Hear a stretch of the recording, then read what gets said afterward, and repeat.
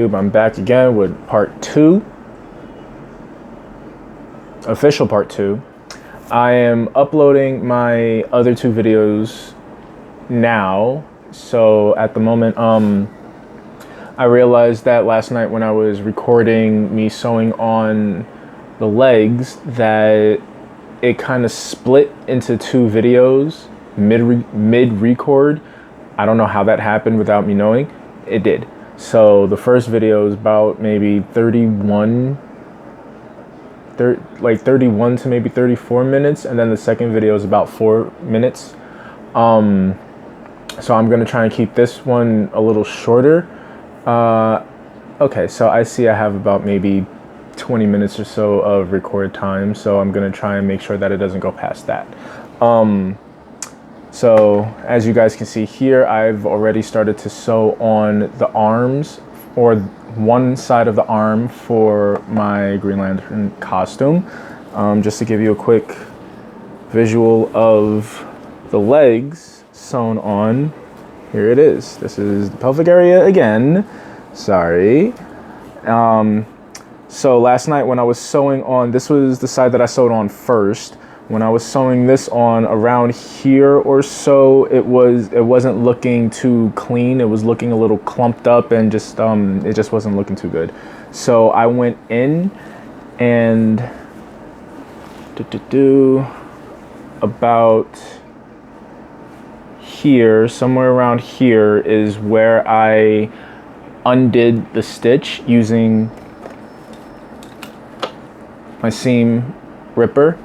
I just went in and was pulling up the threads and just cutting those out, and then I basically re-sewed along this line, and then I went over it again. Yeah, then I went over it again to basically strengthen it so that I'm not gonna pull too tight, and because if I do, it's gonna pop.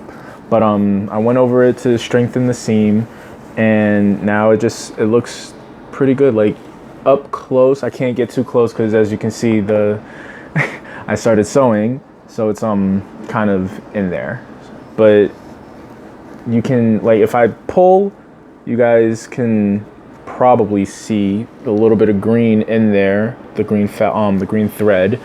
But I don't know, I guess that would add a nice little effect. I don't really know.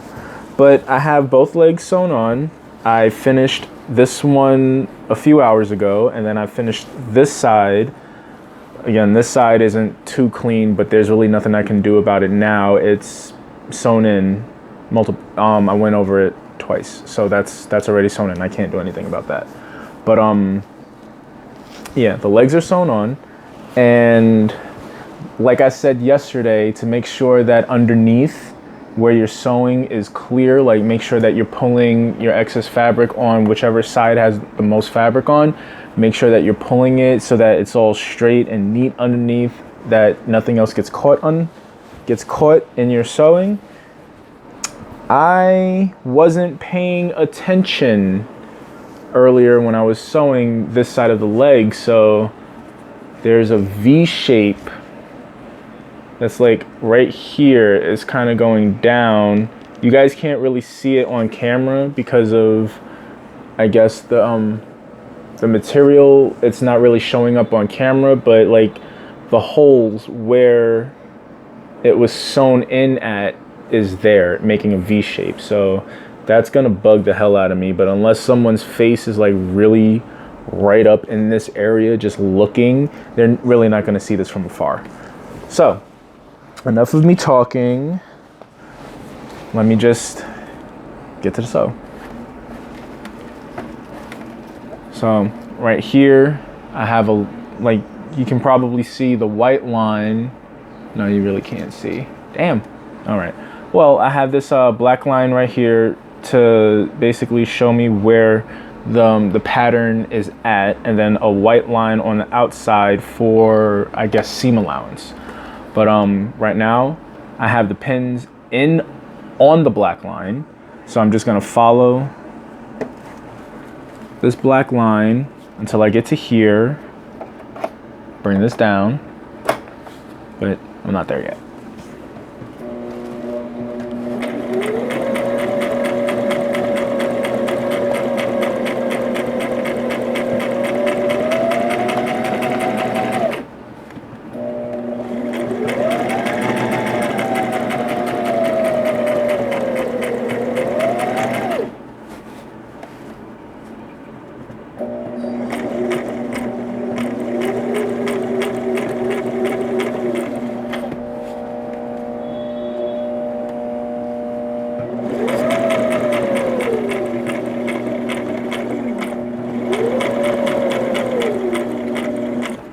Okay, now bring this arm down, do a couple more stitches,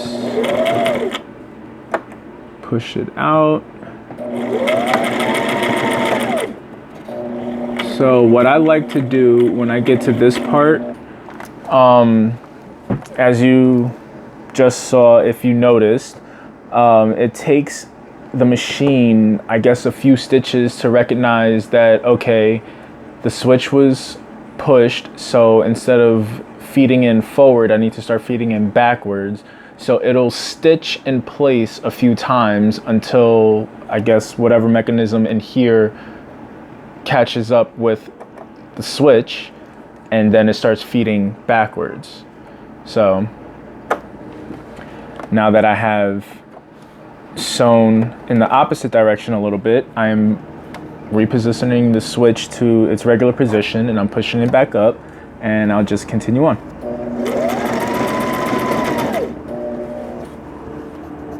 And now I just want to make sure, just this flap, adjusting that flap, that I go over that, sew on to the little bit of excess material, lift up, and then cut.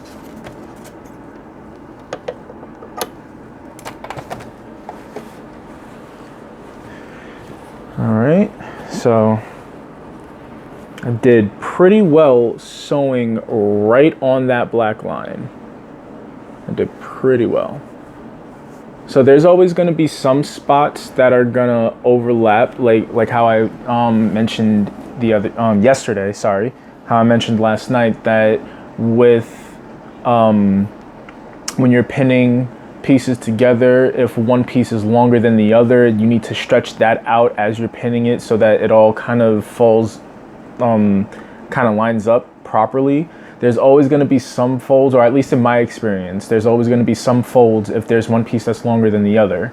So, as you can see right here, this flap right here is due to the arm piece being longer than the chest piece.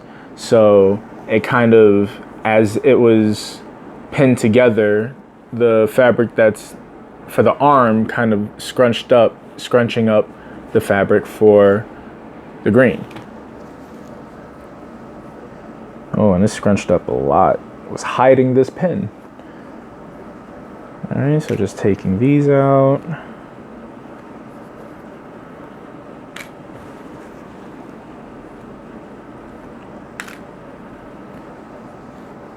This is a tedious job.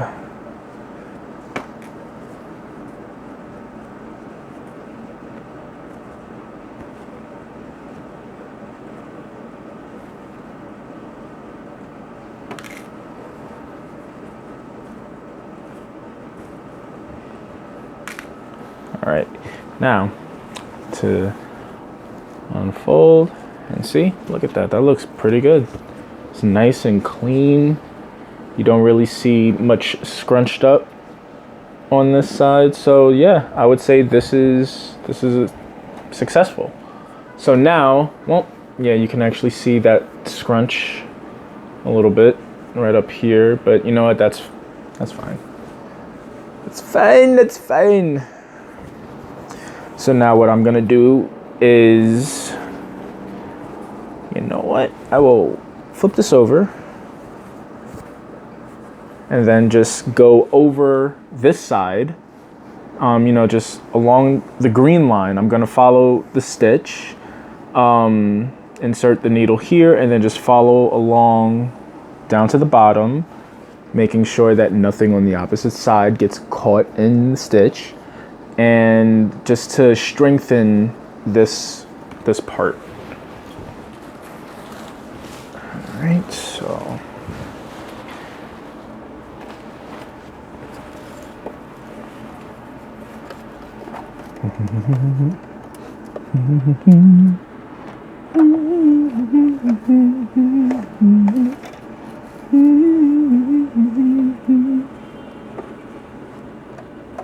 alrighty, now line up the stitch, insert the needle,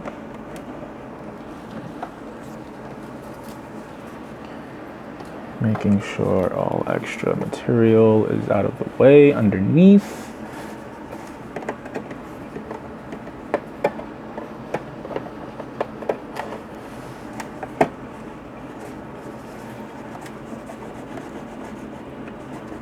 Alrighties, and away we go.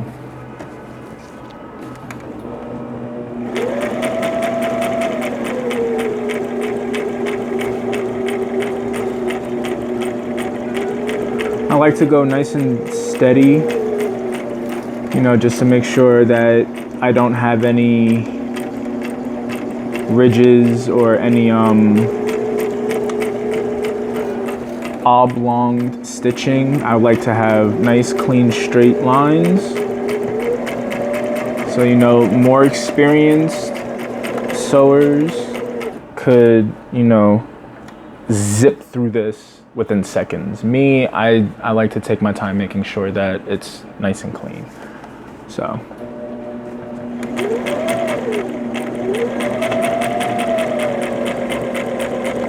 Alright, I'm nearing the end. I slow down a little bit, bring down that switch arm, and then I push,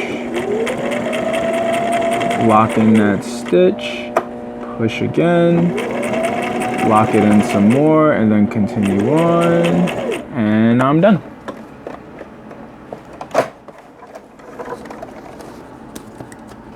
Multiple scissors, always so good to have.